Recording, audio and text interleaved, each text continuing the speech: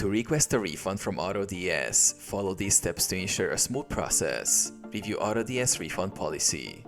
Visit the AutoDS Terms of Service or Refund Policy page to confirm eligibility for a refund. Refunds are typically offered only if the claim is made within a specific time. Refunds for services like product imports or order fulfillment may have restrictions.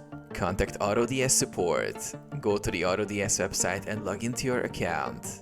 Click on the Help Center or Support option at the bottom of the dashboard.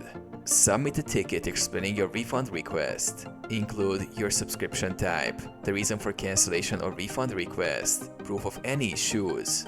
Wait for support response. AutoDS support typically responds within a few business days. Be patient and check your email or support ticket for updates. Cancel subscription to avoid further charges. If your refund is approved or you no longer wish to use the service, cancel your subscription in the billing section under settings to avoid further charges.